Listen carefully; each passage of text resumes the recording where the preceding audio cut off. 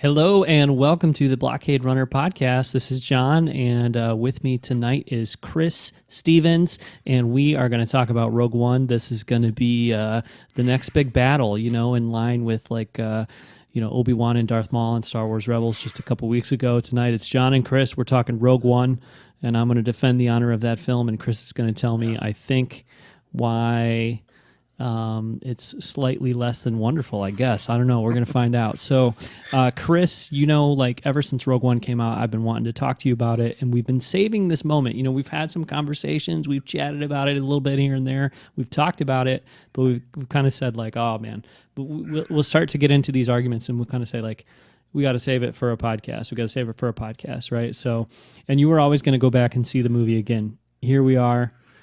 It's out. It's out on video, sort of, and you watched it today, so you've seen it again. So, fresh impressions, all that stuff. We're going to talk Rogue One, right? Rogue One. So, Chris, what do you think? Second viewing, attitude the same? Have some different opinions on the movie? Where are you at with Rogue One right now? I'm pretty much the same. I'm pretty much the same, but yeah, I'm pretty much the same. I'm pretty much the same. Okay, you're the same. A little more open-minded, but at the same time, actually more educated. I don't know if that makes sense, but you know the movie better because you've seen it twice now, right? I mean, yeah, now I've seen it twice. Oh, it's like a lot, right? Yeah. Well, no, but I mean, it's more than once, right? So, yeah. Okay, so you've seen it twice. You say your attitude is mostly the same. Like, what is that? Like, how do you feel about it? Initial reactions. It's. I'm still here. Yeah, you're still there. It doesn't. But I guess my initial reactions are still like it's not. It doesn't feel like a Star Wars movie. It feels like, which it isn't, quote unquote. Okay, let me explain. It's a movie. It's a movie about Star Wars trying to be a Star Wars, but it's not trying. I don't know. It's not trying to be a Star Wars movie, and it's in an essence of it. The way it's shot is way different. It's all handheld. It looks like always want to go to, and even it said how it was. It's like a what do you call it? First person shooter kind of. Kind of vibe where it's handheld. Yeah, more visceral, feel like you're there, kind of on the ground, boots on the ground kind of feel. Yeah, which is okay. You're getting into the Rebel Alliance, the nitty gritty part of it, but it doesn't.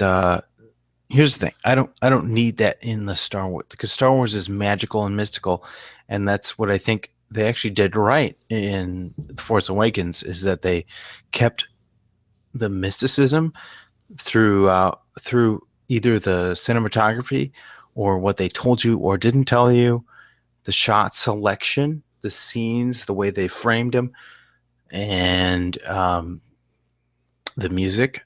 But this one, the Rogue One, just felt like it's like an X-Men movie. Like it's a side quest of like, here we go, we can make this movie about Star Wars, but it's going to be about the Rebels, which I don't think is a bad idea. After watching it a second time, I'm like, okay, I kind of get that, but at the same time, also unnecessary. I don't need it. I don't know. Okay, so a couple interesting things that you said there. I think a lot. Most of us, I guess, loved The Force Awakens, and I love The Force Awakens a lot, which I've talked about a ton. But there are those voices who say that The Force Awakens is not different enough, that it's too much of a. I may have even have heard you say this kind of thing. I don't remember for sure, but that it's trying too hard to be just like A New Hope, or that it's taking too many cues from A New Hope. It's too derivative of A New Hope. And it doesn't do enough new things. I don't, and people talk about, well, George, when he made the prequels, he didn't just remake the original trilogy. He did something different. He went in different directions and stuff like that. So, but it sounds like to me what you're saying is that, like, for you, a Star Wars movie is a Star Wars saga film, and that's kind of what it should be. It should stick to the established kind of like tropes and the established style of a Star Wars movie. Is that what you're thinking? Like, you don't need all this extra stuff that tries to go in different directions? I mean, because I'm just trying to parse out here, like, is your issue with Rogue One, because you're not super happy with it, like, is your issue with Rogue One that an issue with Rogue One, or is it an issue with the concept of a Star Wars story? You know what I mean? The Star Wars spin-off movies, I guess I should say. I'd say both. Both. Okay. I don't like the concept of it. I don't know. I don't know. I mean, they made books, they wrote books, they made comics, they made a million other things before this Rogue One came out, that was alternate universes, extended universes, until now they made it official. So they're like, let's make movies, which, I always held true or thought, and that's how I still think, is like the movies, anything that's going to be put on a silver screen and the big screen should be, I don't know, born out of Lucas's head. It's old time thinking. I don't know, but it should. So, but also in that essence, these stories don't need to be made. Just like you're not going to go and take, I don't know, a lot of other franchise movies and just be like, oh, well, we should make sequels and prequels of them because I think we could make money. It's. Well, look, I know that you have an issue with modern Star Wars in terms of like the idea that it's just going to continue on forever, and I understand that. And it shouldn't. It shouldn't. The story itself, Star Wars itself, the original trilogy lasted for what, 25 years before they made another one, and people were still happy about just having that. And then more like 20, 16. All right. Yeah. All right, whatever. Okay, but it felt like an eternity at the time when it was 1999. The Phantom Menace came out. I'm just saying, like honestly, it feels just like hey, let's put money in the pockets. That's that's why I don't like a lot of this. Is because it's all about the financial gain of Disney, and hey, how can we make money off these Star Wars nerds and geeks? So a lot of it is that, and then making a story that adheres to the fandom of, of what we want to see. Like, oh, we want to see Darth Vader, really go crazy. It's like, well, yeah. Well, that's it. That's interesting you bring that up. I mean, I feel like we should talk about that down the road here in a few minutes, because that's kind of, towards the end of the movie, and there's a lot of movie before you get to that point. But as somebody who loved Rogue One, I feel like where I'm at with Rogue One is, are those your notes, Chris? Did you take a few notes? 2 pages worth? Okay. I took front and back. Front and back. Okay. We'll talk about your notes. But no. As somebody who really likes Rogue One, I feel like I'm kind of like, I'm not, because there are Star Wars. I mean, some of our friends said it's better than The Force Awakens. Some of our friends have said it's one of their favorite Star Wars movies, period. Like, there are people who are really over the moon about Rogue One. I wouldn't say I'm quite there, at all. No. But I really liked it. I liked it a lot. I liked it more than I thought I would, and I thought it was great on a lot of levels. But I'm not totally, it's not like I can't see where you're coming from.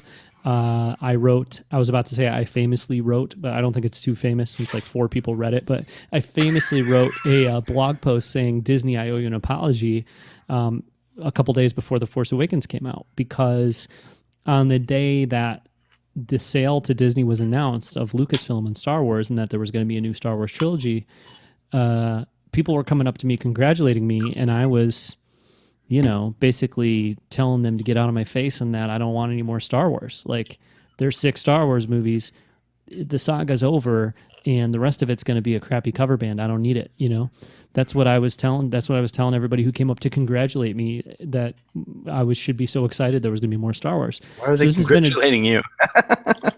Because like it's just, well, you know what I'm saying. Like, because they know how excited I'm happy for your nerd hobby. Yeah, very good. Well, you know what? Okay, fine. whatever. The point is, people were expecting me to be happy, and I wasn't happy. I was unhappy. I was annoyed. I was frustrated because I felt like it was selling out. For a second, you were unhappy. For years. But I decided at a certain point, like especially once I started to understand how great The Force Awakens was going to be based on trailers and interviews and reading about it and all that stuff.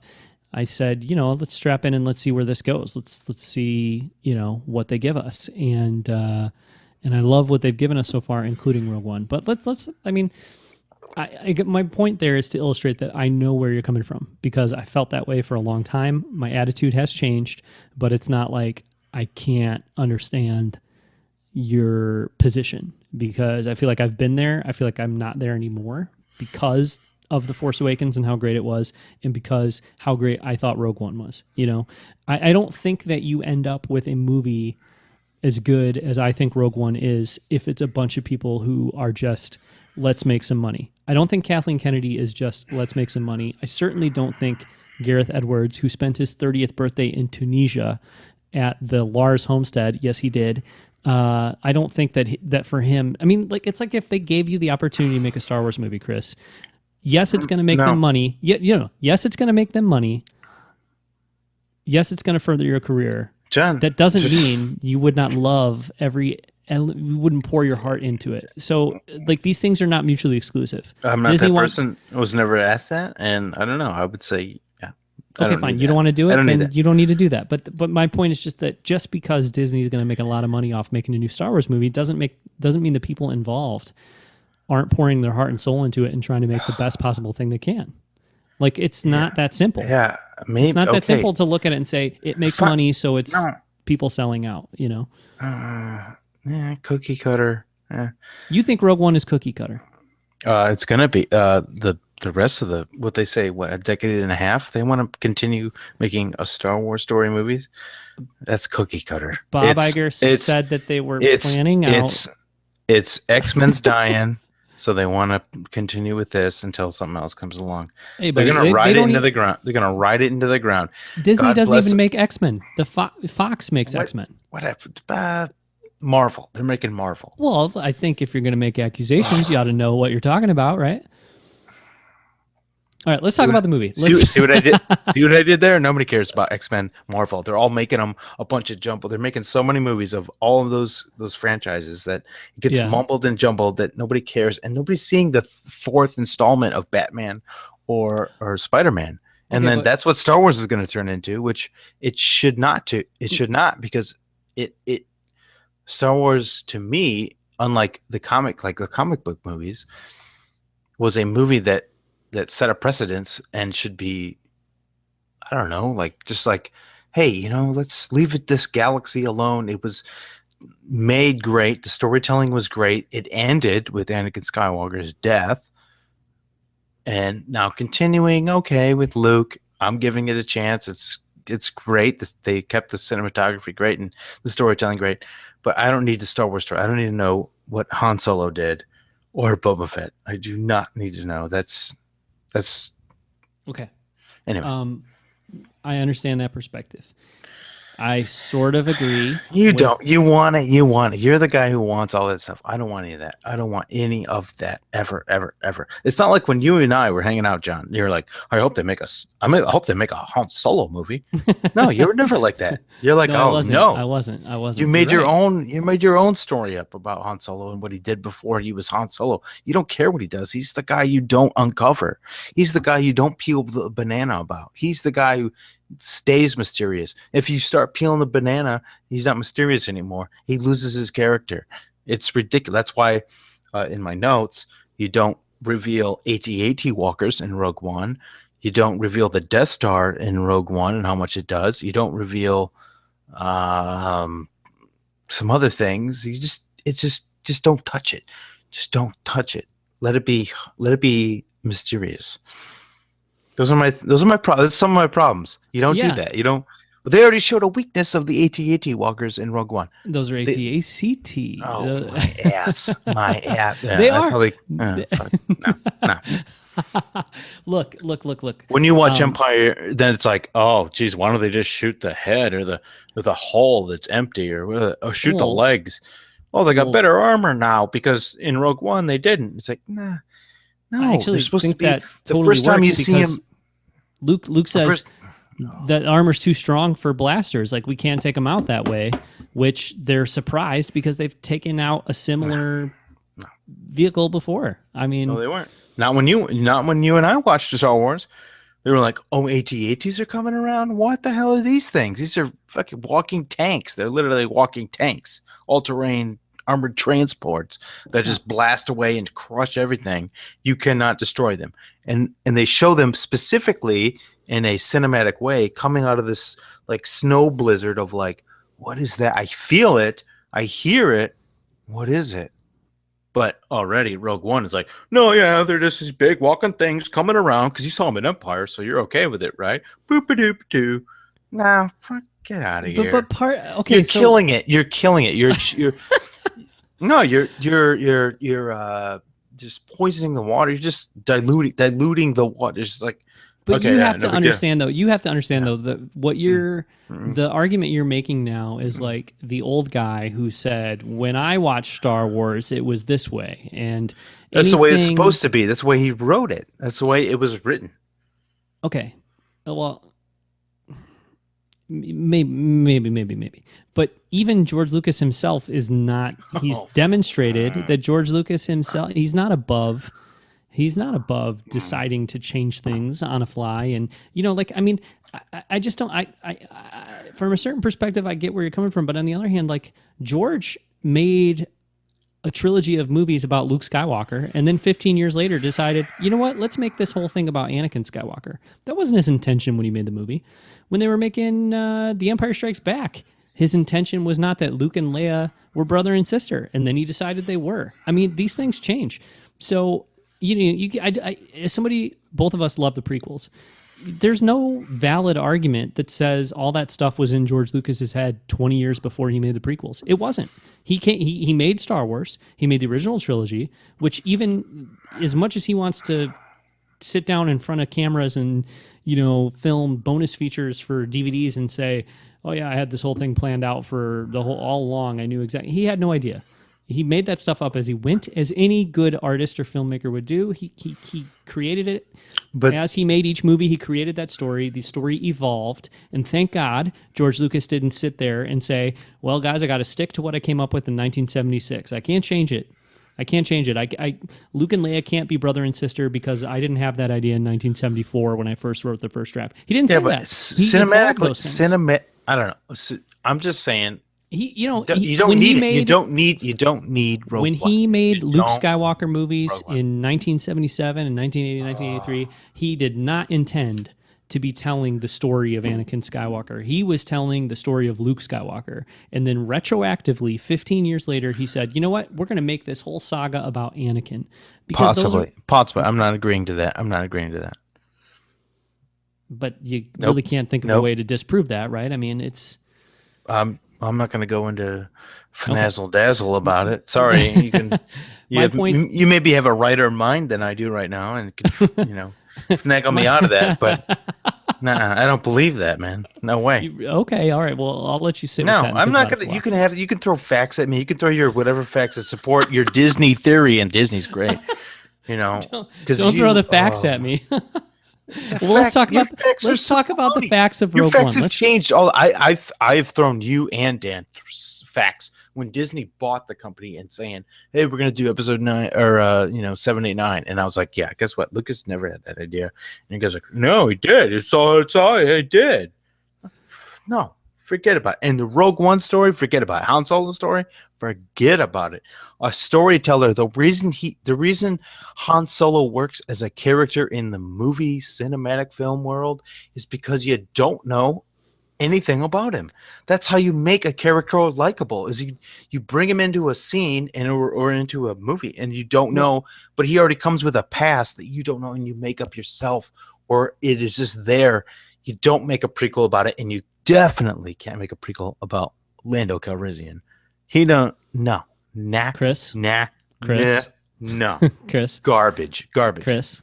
Garbage. I agree. Garbage. I Disney agree. garbage. I agree. Disney Okay. It's so easy garbage. though to just say Disney. It's so easy to just blame it on Disney. When George Lucas was doing Star the same Wars things. garbage. Look, we don't have to go. Okay, Star Wars garbage. There you go. We don't have to get all into it again because I think even on this podcast we've had this argument about how George Lucas is the one who hired Lawrence Kasdan to write this Han Solo movie before he sold the company to Disney. You can blame it on Disney all you want because it's easier to sit there and rip on Disney than it is to say George Lucas has some bad ideas, because that's essentially what you're saying. This was George's idea. He hired the guy who wrote the best Han Solo dialogue to write this Han Solo movie. Lawrence Kasdan and George Lucas sat down in a room and said, let's make a Han Solo movie before before George even ever. I know, but fine, it's a bad idea. But don't blame it on Disney and say, well, it's just this corporate mouse that's coming in here and ruining Star Wars. It's not. I'll blame it on Lucas needing money. Fine. Okay. He didn't need money. It's a money thing. You know what I think it is? I think it's George Lucas being 75 years old and saying, I don't want Star Wars to die with me. I want it to go on. And I'll tell you what, when you first start showing Charlie Star Wars movies and Charlie first starts running around with a lightsaber and you see a new generation enjoying Star Wars, I think you're going to say to yourself, this is good. I'm glad it's not just a 40-year-old movie. They can just like anybody would enjoy The Magnificent Seven, which was filmed, how many years ago? They still enjoy it the way it was shot, not like remaking it and then remaking sequels about it.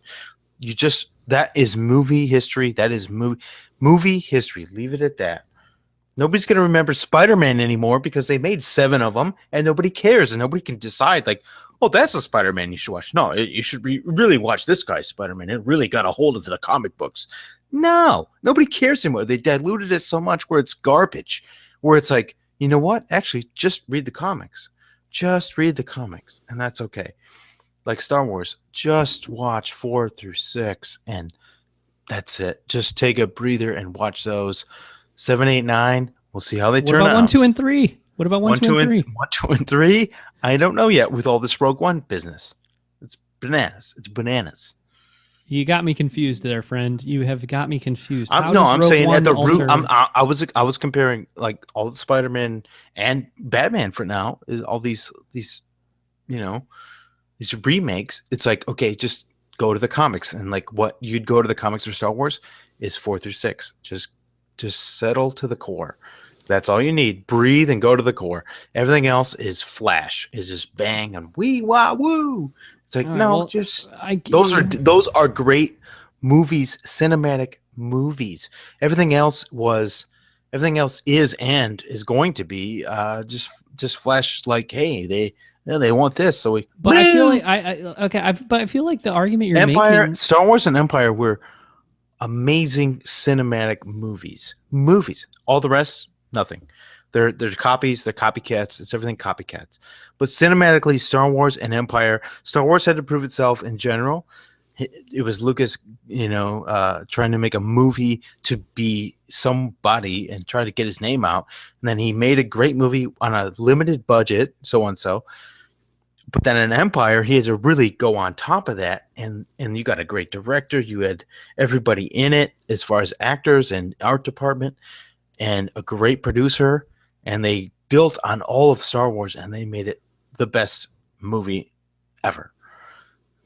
And that's it. And end of that. End of story. End of story. Everything after that is fluff and fan just like here you go. Return of the Jedi is fluff. Is that what you're telling me? I know it has the greatest moment in Star Wars. I'm a Jedi like my father before me. That's the best moment in all of Star Wars. And probably the second best moment in all of Star Wars is when Kylo Ren reaches through the Force for that lightsaber and it flies right past him into the hands of Rey. That's probably the second greatest moment in Star Wars. So I'm really glad there's some new Star Wars movies. Hey, we've been doing this for a while, and I think 20 minutes or something. We have not really talked about the film Rogue One. All we've talked about is whether or not it should have been made in the first place. I really want to know what you think about the movie. Why don't we go this way? Could you tell me what elements of the film did you enjoy or think that you liked, that you thought were well done, before we go into round 2 of hitting back at one another? Like, what did you like about Rogue One? The one thing that gave me chills was when Jesus criminy. Yeah. And so it is that guy. When Jimmy Schmitz showed up, Oh, Bail Organa. Bail Organa showed up, and jeez, I thought I wrote down the quote because it gave me chills. When he's talking about Leia, I would trust her with my Yeah, life when he's and like, all that stuff. who do you? Oh, make sure you have somebody to trust. And he's like, it's like who? Wait, first of all, who's that guy telling Bail Organa? Do you have somebody to trust? And he's like, dude, I know Obi-Wan Kenobi, and my stepdaughter is like super rad with the Force, so I'm gonna kick your ass. Mm-hmm. But I thought that moment that gave me like, okay, that's great. You're referring to Obi-Wan. He's like, he'll be trust. Yeah, he's like, Obi-Wan. You got anybody to deliver the message? Of course. Like, how did they not know? I don't know. That I guess this is secret. That Leia's what's her face, who she is. Yeah. But no, that part of the movie is great. The ending with the holding hands is great. As far as like if you're sappy with Jin and Cassian on the beach. Yeah, no, and that's probably how they should have ended the movie. Mm-hmm. Actually, to be a good movie, but no, they played the hey Star Wars nerds. Here's Darth Vader. Here's Darth Vader, and here's Princess Leia as a CG character. Okay, well, we'll come back to that because I don't need it. We'll come back to that because I actually think that's pretty interesting and sort of agree with you on that. But we'll come back to it. So you like the Bail Organa cameo from the prequels? Totally. He needed to be there. He needed to be there. Mon Mothma? He's the guy. Mon Mothma was great. Beautiful. Okay, cool. How about like the Rebel base on Yavin 4 and all that? Like, cool. Yeah, no.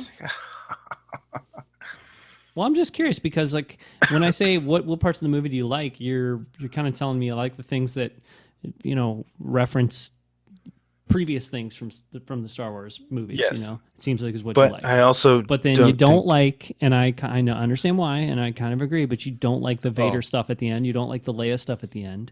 So, but because Mon Mothma, cinematography, the music, flashbacks, like no Star Wars movie has flashbacks.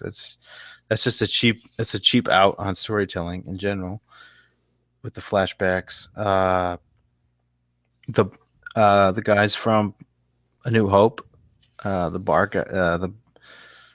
guy gets his Ponda Dr. Baba. Rabazan and Ponda Baba. That was terrible. Come on, and his head is so big. His head is so big. If you look at it, like what? Yeah, it doesn't look good. What costume guy? That is true.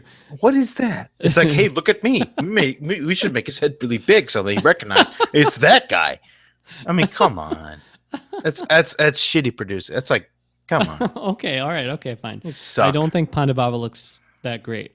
I'm gonna go ahead and recognize the fact that they. I think all your listeners agree with me. You agree, right? Raise your hand. They did an incredible job of recreating Peter Cushing and Carrie Fisher as Grandma Tarkin and Princess Leia. Yes, they did. Amazing effects. I'm not that outraged by a 2-second cameo of Ponda Baba that his head is too big, but I agree, it's true. I know. I'm more outraged about that. About Ponda Baba's head. Tarkin and Leia looked amazing. Yeah, but they couldn't get hit. They couldn't get him right. Fuck. But I'm saying, like, these are the things He doesn't need to be in it. Yeah, he does not. That's true. Last night on the show, we talked about the fact that one of the writers, Gary Whitta, actually had said that in an interview last week. Like, you can't just put stuff in a Star Wars movie because you're nostalgic for it. That's not a good enough reason to put it in there. They don't belong in the movie, is a point that he made, one of the writers who wrote the initial draft. And I think that's true. And the movie doesn't need to be in there, the point of the movie. The movie doesn't need to be in there. Okay, well. The movie doesn't need to be existing because we know already, we have an idea. We all have an idea what happened between even before 6 was made or 1 through 6 or 1 through 3, before 3, we knew before 4 in our own heads what might have happened. I don't know. It's interesting. We all made our own story up. That's the beauty of the storytelling that George Lucas did in the first place, was put you in an episodic story that you have to figure out what happened before that, and it's crazy in your own mind. It's probably better in your own mind than what Rogue One did. Oh, we got to get to the Yeah, but tower, and we got to send a message. And all these but see- stormtroopers that speak no languages that never happen appear again. Oh yeah, okay, that all works. right. You know what? Yeah, How get about outta here. let me talk to Get you outta about the here. movie, okay? Because let me talk to you about the movie. Oh, because you're gonna talk at me about the movie. All right. I'm going to talk to you about the movie, Chris, because I felt like it was a very moving story about new characters we did not know before. You can talk about it being derivative and going back and why do I need this same story? I already know the story. I didn't know the story of Cassian and Jin and Baze and Chirrut. I didn't know their story because I didn't know they existed. And like, to me, it's different than the Han Solo prequel that's coming out, or even like the supposed, and this is, you want to talk about bad ideas, the Boba Fett movie. It's different than that because it's not just taking characters we already know about and going and telling us like, how did Han Solo get the Millennium Falcon? This is creating new characters in a scenario that was hinted at in the original Star Wars movie, but is really tangentially just barely connected to the original Star Wars movie. I mean, Galen Erso, Jyn Erso, Cassian Andor, Chirrut and Baze, like I said, these are not characters, even Director Krennic, these are not characters that are, I already know everything about them. I don't need to. It's not. These are new characters and a new story, a new scenario. And yes, it was hinted at or referenced in A New Hope, but it's taking like a throwaway line or two in A New Hope and creating a whole story out of it. And you can look at it and say, well, I already saw Star Wars. I don't need the Star Wars movie, whatever, and be mad about it if you want to. I'm looking at it and saying, this is a new cast of characters, a new story in the Star Wars universe, and they made a good movie. And I feel like it's worthy of a connection to the original Star Wars trilogy because it was really well done, and I really liked those characters and the story that was told about them. And it's not just like, oh, well, let me tell you what Luke Skywalker ate for breakfast before A New Hope. It's not like that at all. But that's the point. It's a Luke Skywalker story. Okay, like you said, Luke Skywalker story. They made it to Anakin Skywalker story. But now they're like, oh, now it's this guy's story. No, because it's not. They're episode doing that with 3.8. Rebel. It's not episode 3.8. It's a different. It's an offshoot. It's not supposed I don't know. to be. I guess. Okay, call me a old fashionist or whatever they label anybody who says whatever. But I want to see Star Wars in the way that it is a movie, not expanded. Yes, but I don't need to see the movies, the characters in a movie. And I didn't think Rogue One. You don't need to see characters in a movie. You no, just saying you don't want to see kind movies in general, or what? No, Star Wars movies. Yeah, I don't want to see other Star Wars movies. So you're cool with like A New Hope.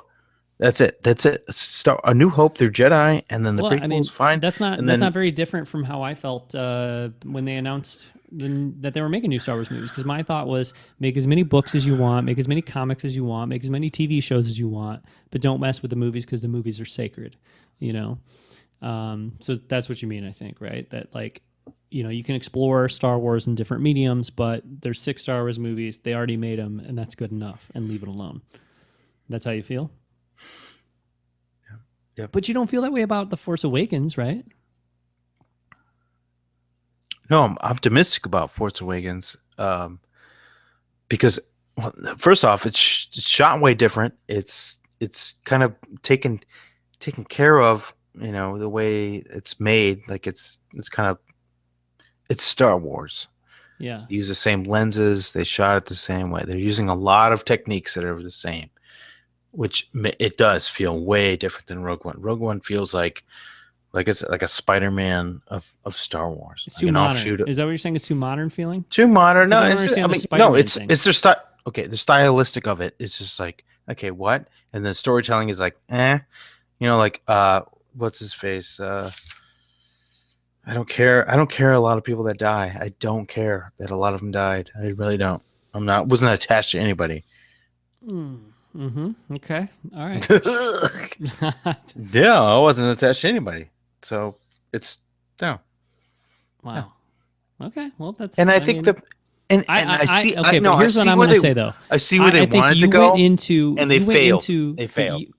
Maybe they did. That's fine. But I think the thing that is an inescapable truth for me, as I talk to you about Rogue One, John, is that you went into this movie with a bad attitude. You went into the movie, decided before you saw it that You didn't think it should exist. You didn't want to see it. You didn't want it to, you were angry at the movie before you'd even seen the movie, I think. And I can tell because now as we're talking about the movie, you're talking 90% about the concept of the movie and whether or not the movie should exist more than the movie itself. And I think like that's fine. It's fine, but it's hard to talk to you about the movie because you want to talk all about everything surrounding the movie, who paid for it and who's making money from it, and whether or not there's a reason for this movie. I know a lot of those douchebags who are in it for the money. I work with them, so I can see that. I can see why doing that. But besides that, there's other things I don't like about it. Okay, it's beyond that.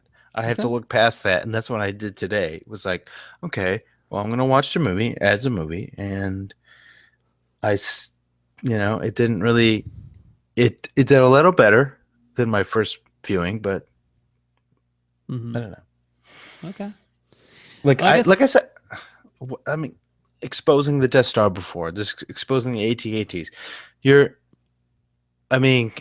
you're looking at it like, hey, if you're going to watch it after you watch the Star Wars, the whole, whatever you call it now, anthology, if that's what you call it, fine. But I don't like the fact that, oh yeah, it's a Death Star, and they expose it before. The whole thing about A New Hope, Star Wars Episode 4, was that in general, it made history in movie making in its box office because it was the first thing it was one of a kind thing that people saw, and it was so magnificent and so beautiful and mysterious, like this weird, it pulled from every other archetype of storytelling and, mythical stuff, but somehow it just related to people. And then like you're showing like, okay, Darth Vader, everybody, you could see interviews for days about Darth Vader and what was your first impression? Oh my God, I was scared, this or that. And then you see him in Rogue One, like what? But I can't understand. Well, okay, but I can't understand this idea that, well, you're not supposed to know about the Death Star until Star Wars, so it's bad that it's revealed in Rogue One. I mean, Rogue One is a movie that came out 39 years after A New Hope. Nobody saw Rogue One before they saw A New Hope. I mean, yes, we already knew about the Death Star before we saw Rogue One. Rogue One is not retroactively becoming the first time I learned about the Death Star. Storytelling, but storytelling wise, even I don't need it. I don't need it. Storytelling, A New Hope, when you see Obi-Wan, so Obi-Wan's like, oh, that's not a moon, that's a space station. Yes, because Rogue One takes place a few days before A New Hope, and Obi-Wan's not there. He's not with Jin and Cassian, okay? When you, as an audience member, are supposed, you feel that. You're supposed to be, now it's like, oh yeah, I saw that thing blow up a couple cities, it did this. There's a whole lot of things going on. And Darth Vader, when he busts in, no big deal. As audience members, we've all seen Star Wars 50 times, 100 times before we watch Rogue One. That's not the way, George. That's not the way you make it. It's not the way you make a movie. It's like, well, it's exactly the way George Lucas makes Star Wars movies. He made the movies about Luke Skywalker and then went back and made the movies about Anakin Skywalker. I'm saying initially, George Lucas created the blueprint for this kind of storytelling. He made the ones that came later first, and then he went back and made the ones that came before. No. I'm not even talking about the ones before. I'm talking about Star Wars in general. Star Wars, which encompasses all the things that are great in storytelling. He did that, and he's like, I don't know if it's going to work. I don't know. Here I go. I'm going to make it. And that's how you view the movie, is like surprise and awe, shock and awe, all this beautiful storytelling and characters. And then in Empire, he did it even better. Right. So you're kind of talking about how, like, when you watch the original trilogy and you get to The Empire Strikes Back and you find out Darth Vader is Luke's father, you're shocked. And then George Lucas went back and made the movie where you found out that the same argument you're using against Rogue One, you really ought to use against Revenge of the Sith. You should be sitting here saying, no. Audiences found out in 1980 that Darth Vader was Luke Skywalker's father, and that is how you're supposed to learn. You're not supposed to learn in Revenge of the Sith. George Lucas helmed 1 through 3. So I'm fine with that. Rogue One can Get out of here. Get. Okay, well, that's fine. Like, it's fake Star Wars, I guess. That is. Hey, Star Wars fans, look, we're making Logan 4. Hey, you gonna go see it, right? Yeah. Come on. I mean, I guess it's fine to apply a different set of standards to like the current creatives running Star Wars than you do to George Lucas, because it belongs to George Lucas and it's his. No, I'm serious. I'm earnestly mean that. Like, if you want to say it's okay for George to go back and do this stuff retroactively because he's George, and you don't want to see it from the people who've taken over for George, that's fine, because I mean, they didn't create Star Wars and he did. But to me, it's a little bit like Rogue One. It's not right for Rogue One to have the Death Star in it, because that's not supposed to be in the movie until Star Wars. I mean, that is the tradition. As a storytelling, that is the tradition. Yeah. But as a storytelling point, that is Star Wars. I mean, Star Wars is defined by the fact that George Lucas started it with Episode 4. I mean, the movie, by the summer of 1978, he stuck an Episode 4 on the front of it because he was like, Star Wars, we started in the middle. We'll go back and tell what happened before later on down the road. That's George Lucas. That is Star Wars. That is his whole... I mean, that is how he made the original 6 films. So then to say like, no, you can't do that with Star Wars. I mean, that no movie is more appropriate. No movie series is more appropriate to do that with than Star Wars. That's like the tradition of Star Wars, The only thing that's different here is that it's not George Lucas who's making Rogue One. And that's a pretty big difference. Well, so if that's the problem, that's the problem. But I don't... Yeah, and a lot of people have a problem with that about the prequels. It's like, why did you make the prequels? We don't need to see Anakin's... A lot of people do, but you don't, and I don't. No, I'm just catching on to this. They do with the prequels. I'm catching on to this. So it didn't get me in the prequels, because I'm like, all right, Anakin Skywalker, awesome. I want to know more about him. This, I don't need to know about how the Death Star plans were stolen by some rogue people, and they called themselves Rogue One, and it's a bunch of horse baloney. But I'm gonna tell you though that, like, to me, I don't like the AT-ATs, and I don't like to see the Death Star being powered on before I see it in Episode 4. Personally, as viewing the movies in general, I do not want to see the Death Star being like, oh, here it is. It cheapens it. It cheapens it. It's that they put the Death Star, like what somebody said, is this all about Death Stars? Like, how many Death Stars are you going to have? There's a Death Star in every freaking movie that somebody makes about Star Wars. Like, come on, just leave it alone. Just take it. It's great in Episode 4 when they blow up a planet. That's so impactful. It's like, holy crap. I don't need to see it in Rogue One. I don't need to see these guys getting the plans up to Princess Leia. No, it's cool. Princess Leia has them, and she has to get them to a droid and then send them off to Obi-Wan. That's cool. I don't care how she got them. I don't care about those guys who got him the plans. And why did it have to be another guy who looked like Admiral Akbar, who's in charge of the Well, I was reading about that. That's horseshit. No, it's garbage. That is bad storytelling, bad. I don't know what. It's like, no. I was reading, and there's about all these that. and the stormtroopers who like speak a different language. They don't like what, they didn't want to pay the actors for voice acting. Maybe, I don't know. Cheap Star Wars. I don't know. There's still an actor doing voice acting for that. No, the mumbling with the black stormtrooper outfit. Yes, the guys, Death Troopers. Oh, there's still a voice actor doing that voice. Like, it didn't. It's not computer generated voice. Yeah, it doesn't cost them second other guys. You know what I mean? No, because every time it's a speaking role, like, they pay money. They pay money.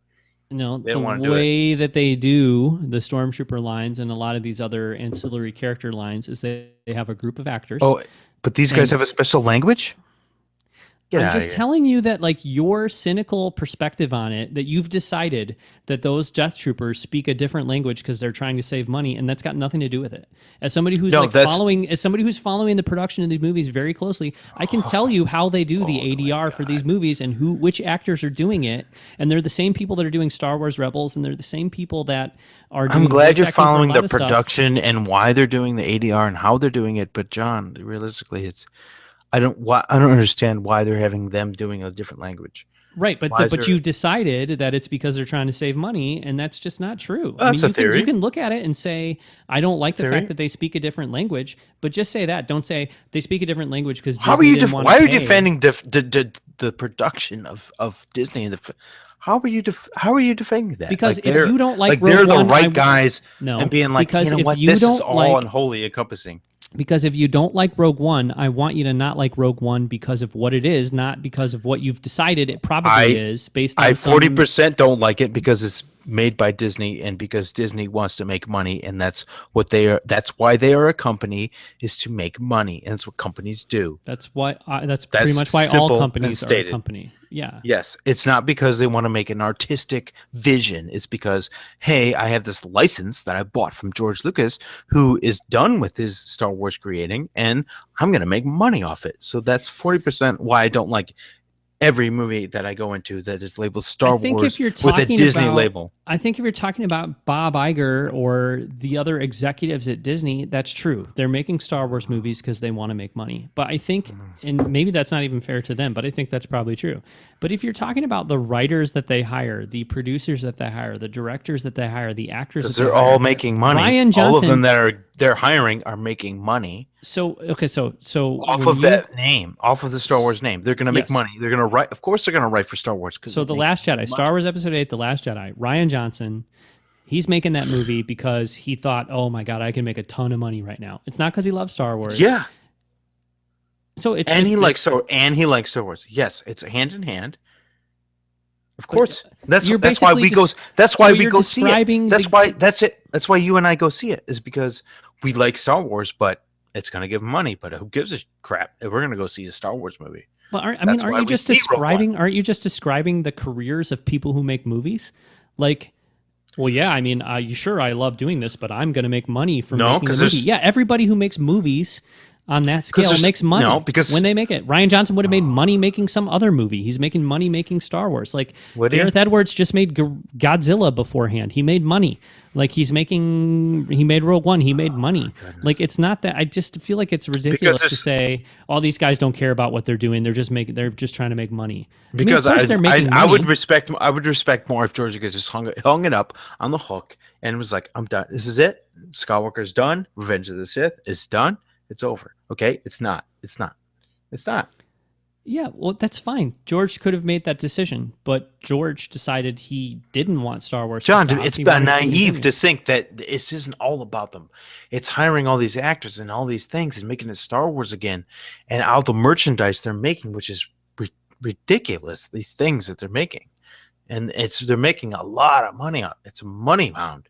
I like Star Wars because of the story and the feelings that went into it, and the beauty of it. I don't see that or feel that in Rogue One, and I have notes about that. Rogue One is missing a lot of that. A lot of that. They want to kind of candy coat the Hollywood storyline of, we fell in love and I was going to kill your dad. No. There's cheap characters, cheap dialogue. What, but I can't follow like your logic on this because to me the Hollywood story would have been Jin and Cassian who are in love with one another, and yet that's maybe ever so slightly hinted at in the movie. That would be the Hollywood thing. To me, that was one thing I made not. of you're okay. That's one thing I said. Now you're pouncing on it. Fine, that's fine, John. That's fine.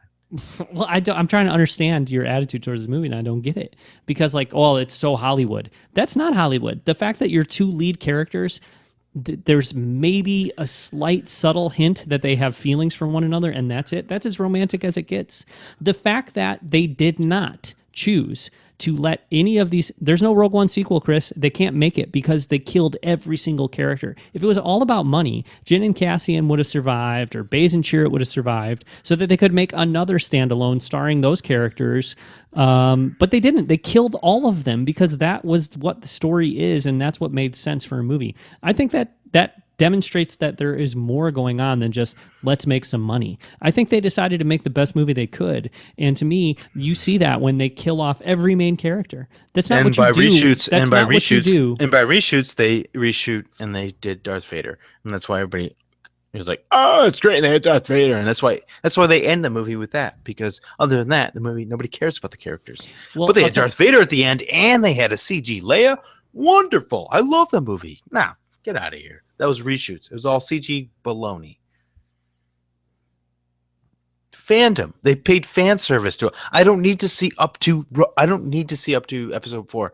I do not see. I don't want to see it, and okay, but look, I mean, if you were going to come on here and tell me, Rogue One, it was a really interesting movie. I thought it did a lot of things that were really good and smart, and it was a super good movie. And I hated the ending because it was cheap that they went for the money shot with Darth Vader and then they did the little Princess Leia cameo.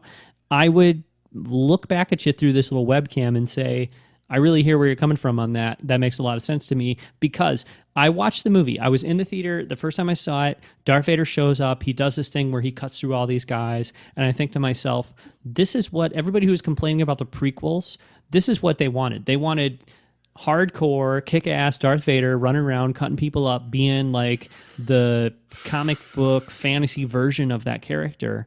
And to me, that's kind of lame. I mean, I'm not going to say that when I saw it in the theater, I wasn't, kind of going, this is cool to a certain extent, but there's that voice in my head that's telling me, is this really in service of the overall themes of this movie? Is this really the best way to execute the ending of this movie, or is this what is going to make fans happy? And if I'm being honest, I feel like that scene is about making fans happy more than it is what should logically take place in the movie. It feels tacked on, and it feels like it's something that is done because people would have rioted without like a cool Darth Vader action sequence. So that complaint I can understand. If you want to make the argument that it's kind of cheesy when Leia shows up at the end there, as much as it's also pretty cool and kind of moving to sort of connect it back to the original trilogy and back to the beginning of A New Hope. Yes, it is fan service, and I can understand if that's you're why, saying, of course, that's why you liked it. That's the end shot. That's why you're like, that's what made you. But I'm telling you, it made me uncomfortable, and it still makes me a little uncomfortable. I'm telling you that to me, the 2 hours that precede the last 10 minutes are what I love about Rogue One. And the last 10 minutes, which I think for a lot of fans and a lot of audiences, that's the thing where people are going, yes, this is the movie I wanted because of Darth Vader and Princess Leia. To me, that's the weakest part of the movie because it feels like they caved to fan pressure and it feels like they said, what are we going to do to make fans happy? And that's not the most interesting film to me. That's not the most interesting version of it.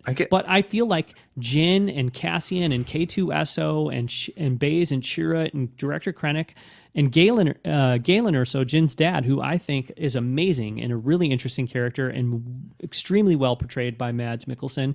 And when he has his speech about the death, we call it the Death Star, there's no better name for it, all that stuff, I feel like it's amazing. I love it. And to me, all that stuff is so well done. And I think that the strength of the movie is the new characters and the new stories, and that the weakness of the movie, if it has a weakness, the weakness of the movie is when they play on nostalgia. Dr. Evazan and Ponda Baba. Darth Vader at the end slicing people up because all the fans would riot if he didn't slice people up. Yeah, but I guarantee you that's Leia what everybody, at the camera. when they saw all the last 10 minutes, that's why everybody loved that movie. They're like, oh, and they loved them. They forgot about all the other, baloney before that. Like, I think you're right. I mean, I think that a lot of people saw the movie and loved it because of those final shots, but I don't. Well, John. Okay. I get what you're saying. You're like, okay, I'm this point of view, you're that point of view, mm-hmm. But can I ask a few questions in general about the movie that I didn't understand? Yeah. Well, it's maybe not the Wheels of the Force thing, which we haven't talked about, but I've read an article, and that was what that guy's character, I can't remember his name. Chirrut Imwe. Yeah, sure. Donnie Yen. He had that, which is interesting. I don't think we have time to talk about that, but there's a theory about that, right? About in general, Lucas had this whole thing about Wheels of the Force, right? Like there's the Journal of the Wills and all that. Yeah. As far as I understand it, those guys are not really force sensitive. They are people who recognize the force as something that should be protected and something that should be revered. And so they are like monks and people who've given their life in service to the force and protecting like the relics and like the temples and that kind of thing. So I think that's cool. Protectors of the Kyber temple. Mm-hmm. It's about faith. Like there was a Kyber temple. On that Kyber crystals. Kyber crystals are the crystals that make lightsabers. The reason the Empire was there is because they're harvesting those Kyber crystals, because the Kyber crystals are what power the Death Star laser. So where you have a character like Chirrut there was Imwe, one blind guy protecting the whole temple. No, because they'd already failed at this point. They'd failed probably a decade before or something, maybe around the time of Order 66. He used to be a guardian of the Wills. He's not anymore. Now he's like a guy hanging out on the street because the Empire's already come in, destroyed all that, and he's not the only one. His buddy Baze Malbus was... No, his buddy is protecting his ass because he feels sorry for him. Well, yeah, because that's now what that character is. Yeah, but it demonstrates the difference between faith and somebody who still has faith and somebody who's lost faith. You know, that is absolutely what it is. And if you didn't see that, that's fine. But that is what it is. Chirrut is a guy who has faith in the Force, even though he doesn't. You know, he can't use it. He's not a Jedi. He can't start. He can't float fruit across the table to his girlfriend and impress her. Yeah. He can't do that stuff. But he still is devoted to the Force. His friend, I think, has said, this is a failure. The Kyber temple is gone. The Jedi are gone. And I've given up on all this crap. I don't believe it anymore. But he still believes in his friend, so he still supports his friend, but he calls him crazy along the way. So I think that's compelling. I think it's interesting, and I think those are two good characters. I mean, that's... No, those are movie characters, but they're blatantly movie characters. Like, I don't believe you. I'm going to protect you. This guy's crazy, but I'll protect him. Meh. Okay, well, to answer your question, if you had one, that's what the Guardian of the Wills are. Praise Morbus? I don't know. There was a... Baze Malbus? That's the guy. He's the other Chinese actor who's... he's the one with the big gun who protects Donnie Yen's character, Chirrut. Oh, I thought he was, when they were in the cell together, everybody. I don't know. I thought I said praise board. I don't know. I didn't get it. What he said. Oh. I rewinded no, he just said his name twice. He just said his name, Baze Malbus, I think. Oh, okay. I thought it said praise Morbus, whatever. No. Yeah, powers the Jedi's lightsaber. Apparently that guy knows Jedis and how they power their lightsabers, which I thought was pretty secret. But hey, whatever. You know, blind guys know everything. He is, but think about that though. No, his whole life has been in service to that. Wouldn't you think a Jedi would be protecting crystals that power their lightsabers? They're all dead. The Jedi are all dead. Oh, but now there's this planet that just happens to have all these crystals. No, these things are things that people are supposed to find, not just go to. Like, yeah, go to that planet. It's got a bunch of crystals on it. That's how you get your lightsaber made. No, it's supposed to go find this. It's supposed to be like a unique, like gold, like how we value gold. It's unique and precious. You can't find it everywhere. Go find it. Oh, yeah, on this whole planet, there's a bunch of it. And then they stole it, and it's great. And then we got nobody protecting it except this blind guy. Okay, fine. But, I mean... Weak. Recognize, though, number one, I sort of understand where you're coming from with that mentality, because I would prefer it to be more of like a journey mysterious? To go on. More mysterious. Yeah, well, count that out for the rest of your life, because Disney will make sure nothing is sacred or mysterious. Oh, Han Solo, how was he born? Who was his mother? Who was his father? Why is he so scoundrel-like? Who gives a... Look, Oh, okay. Yeah, you agree. Now, what is it now? What is it? You're stinky socks. You're smelly stinky socks. Stinky socks. Yeah, look, that's what you are. Okay, that might be what I am. But look, I think I think I understand the point you're making, and I kind of agree that like I would like the getting the kyber crystal. That should be like a journey, you know, like Zelda What? or No. something. Like it's this journey Wait a you have minute. to Wait a go minute. on to Don't. get. No, but John, you just said it yourself. I would like it to think. It is that. It is what you think. That's what it's supposed to be. But now apparently they put a stamp on it. We're like, no, they go to this. Isn't that great that you just said, I would like it to think? Isn't that better to being like, no, this is what you have to think. It's going to this planet where they only have the kyber crystals. Like, Well, you just said it number yourself. one, yeah, fine. I never said like Rogue One is perfect, and I have no issues with it, and I would leave everything exactly the same, and I wouldn't change anything. I'm not demeaning the movie. I'm talking about the story and I'm not. But I'm okay, separating all but this. part of what you said, is Don't- like, well, shouldn't it be like gold? Guess what? Gold comes from one planet, Chris, Earth. All the gold that we've ever come across is on the planet Earth. So, like, the idea that an entire planet of Jeddah might have a bunch of kyber crystals on it being bad, I don't think that argument really makes sense. Like, if Jeddah happens to be, like, the minerals and the geography of Jeddah happens to be the kind of planet in which kyber crystals would form. And by the way, they are not, and this is categorically true for the new canon, whatever you want to say, the story group, whatever. They're not saying that Jeddah is the only place where you get kyber crystals, or that Jeddah is just like, you can't swing a dead cat without hitting a kyber crystal there. They're just saying that it is a planet that is rich with kyber crystals. And I would think that crystals, which are like they're made of, you know, the raw substance of a planet, I would think some planets are more likely to have more kyber crystals than others. In fact, I would think that there would be some planets in which kyber crystals we got midichlorians, we got kyber crystals, we got the whole essence of everything. Right, and midichlorians aren't your favorite thing, and yet you didn't watch The Phantom Menace and walk out of there and say, that movie shouldn't be made. There doesn't need to be any Phantom Menace because midichlorians are stupid. Yeah, midichlorians are kind of stupid, but The Phantom Menace does not suck because of midichlorians. Right, but I do rehash about it and go, you know what? You're right. I don't need to know about midichlorians. Right. But with the prequels, you're able to say there are things about it that are not good, and yet I like the movie. And you don't have to like Rogue One. It's fine. But I think that like to nitpick and say like, well, this Wills thing, the kyber crystals, no. No, Wills. No, these are questions I'm having. I don't like the kyber crystals. The Wills thing I'm interested in. Okay. I'm interested in because I read the article. I don't hate the guy as much as I did. You know, or his character. Okay. Don't take me as an enemy. I mean, they put the bag over his head and he was like, "Are you kidding me? I'm blind." No, that was a great moment. It's funny. It is. Yeah. It's funny. Yeah. Here's the thing. What's the thing?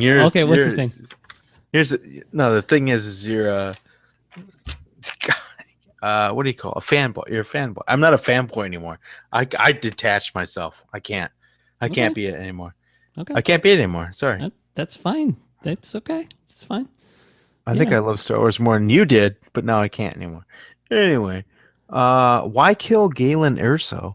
Like, why was that the mission of the Rebel Alliance? Let's kill the guy. That guy is already made. Why kill the guy? It doesn't make any sense. It makes... Yeah, it does. No, it doesn't. Yes? Can I... Yes. Okay. Please. Here's why it makes sense. The Rebel Alliance is concerned that Galen Erso is going to help them... is still going to be of use for the Empire. So they convince Jyn Erso, his daughter, hey, we're going to go find your father and rescue him from the Empire. But what they're thinking to themselves is this guy is too dangerous to be kept alive. Even if we were to rescue him, there's no telling what he might, if the Empire might get him back or he might complete that weapon or whatever. They're thinking if this is a guy who can make the Death Star work, let's make him not be here anymore, because then that is a fatal blow to the Empire. Like, if we can kill one of the Empire's top scientists, that makes it that much harder for the Empire to complete their Death Star. That's what they're thinking. And they're not convinced. They are not convinced, at least some of those rebels are not convinced, that he earnestly, truly is wanting to help the rebellion. They're thinking this could be a trap and he's too dangerous.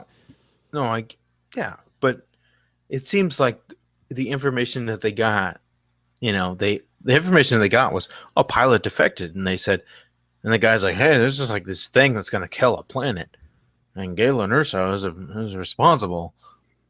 Yeah, kill that guy. Like, look, the thing's already made. Why kill that guy? That's like killing the architect before a building's built.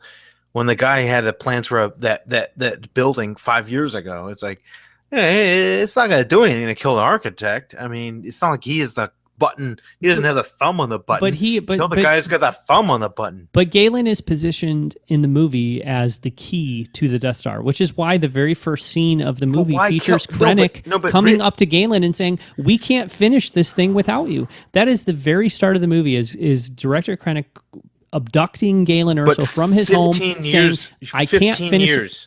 But how does the rebellion know that? They don't barely know the thing exists. 15 years before they put a bounty on his head.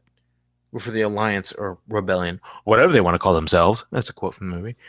But he made them aware of himself by trying to get a message out to them. I don't know. I just think, like, why would the rebellion? But it's already existed. Like, I'm just saying, putting it's a rumor to the rebellion. It's a rumor to you as an audience goer. You say the things existed for years. They should know that. Well, how would they know? The Empire is trying very hard to keep that secret from them.